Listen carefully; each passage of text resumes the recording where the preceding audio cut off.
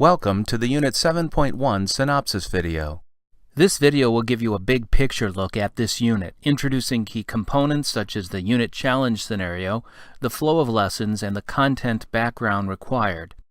If you have access to the unit materials, you may find it helpful to use the unit overview along with this video. Unit 7.1 is designed for 7th graders and is the first unit for the school year. The unit is comprised of 10 lessons, requiring a total of 25 50-minute class periods, including 4 periods for the unit closer. The semester unifying cross-cutting concept is Energy and Matter. The full title of Unit 7.1 is Off the Grid, Creating an Energy Plan. In this unit, students try to remain on the grid by exploring energy and electricity generation. Through a series of hands-on investigations, students are able to apply what they have learned to create an electricity generation plan for an isolated piece of land, utilizing wind and/or water. The unit challenge question is, how can we capture and transform energy from the world around us to help meet our needs? Let's take a closer look at the unit challenge. As presented to the students in the unit challenge scenario, students face going off the grid because their parents are frustrated with electricity bills. Fearing the loss of their devices and other creature comforts, students work collaboratively to design and explain an electricity generation plan for the off-the-grid property their parents are moving them to. Students must use the concepts of energy, energy transfers, and the transformation of energy to describe how wind and/or water could be utilized to generate electricity. Within their electricity generation plan, students must decide locations of the generators, use reasoning to defend their locations, and provide their parents with explanations of how the generators function and generate electricity. Students must also be able to argue from evidence as to why their plan will work and is the best solution for the challenge. This unit challenge may seem very daunting at this point, but don't panic. Your students will have adequate time to work through the unit. Let's look at the content background necessary for this unit now. There are some foundational concepts that are critical for teaching this unit. You need to have an understanding of potential energy and kinetic energy. You should also know the difference between transfer of energy and energy transformation. Electromagnetism is explored by students in lessons 8 and 9. Those lessons will be difficult for many students, so be prepared. Make sure you are aware of the limitations in this topic. There is no discussion of magnetic or electric fields, or of electrons, protons, or neutrons until high school. Electromagnetism, while a large concept, is strictly explored as a force in the context of this unit. The most problematic content is the relationship between force and energy and their differences. If you're not confident about your knowledge on these topics, look at the teacher background content resources. You also need to know the definitions of generator, turbine, and windmill. Individual lesson plans are another excellent source of content information. Let's take a look at the key points of each lesson now. In common with all MyStar units, the first lesson serves to engage students in our topic, energy and electrical generation. After uncovering students' thoughts and ideas about electricity, students are introduced to the unit question and challenge. Through the creation of the class bubble map, students have the opportunity to think about what they need to learn in order to answer and address the question and challenge. This process is the science and engineering practice of asking questions and defining problems. In Lesson 2, students explore 6 possible energy generation sources through a jigsaw activity. They will also be directed to examine the viability of each source for large-scale use in Michigan.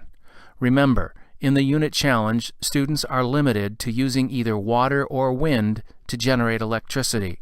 Through a whole class discussion, students narrow down the 6 possible generation sources to just 2, wind and water, so they understand why they are limited to wind and water in the unit challenge.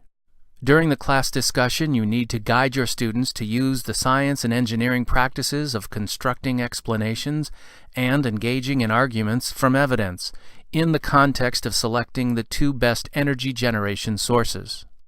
Lesson 3 is when we start to dig into the key concepts of the unit. Students explore a simple electric generator that lights a small light bulb. After the physical investigation, students create initial models of the generator system before creating a consensus model with the class, demonstrating the science and engineering practice of developing models and the cross-cutting concept of systems and system models. As the generators are hand-driven, most students start to think about other ways to generate electricity, particularly with a subtle prompt from their teacher.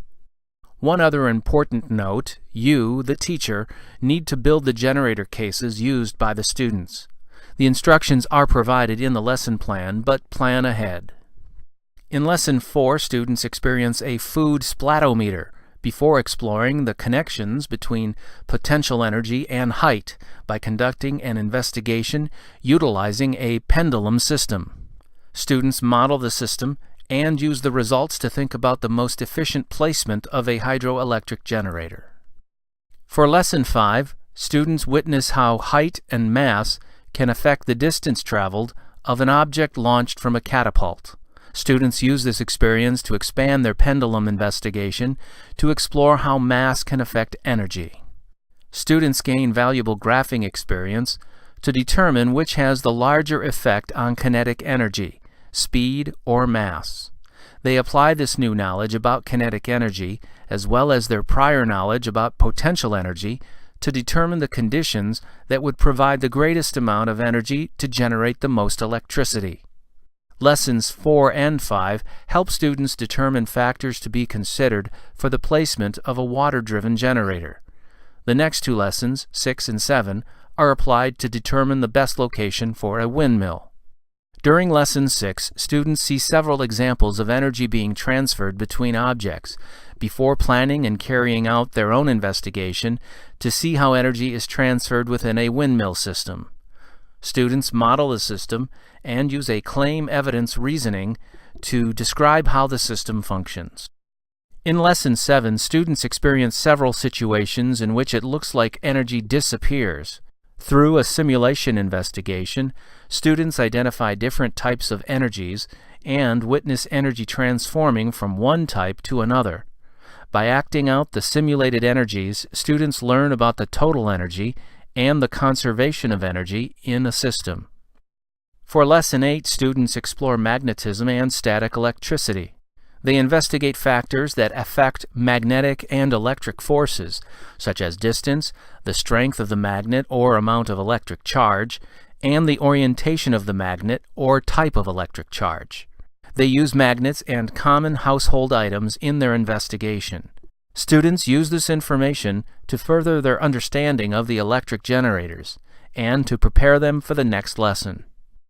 During Lesson 9, students witness a large-scale magnet that can be turned on and off. The electromagnet is scaled down to a desktop version that students work with to investigate the factors that affect the strength of the electromagnet.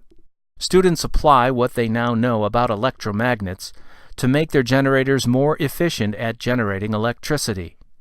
This is a challenging topic for students, so you may wish to spend extra time preparing for this lesson. The lesson plan provides important tips for teachers. One other important note: you, the teacher, need to modify some of the supplies used by the students. The instructions are provided in the lesson plan, but plan ahead. In the unit closer, students apply what they have learned throughout the unit and work collaboratively to design an electricity generation plan for the off-the-grid property their parents are moving them to. The students present their proposed solution to their parents and other adults. After the presentations, students come back together as a class to discuss the possible solutions to the unit challenge, as well as how the unit challenge is and is not realistic to the real world. Students are then given another chance to reflect on the learning of the unit before completing summative assessments, completing the unit.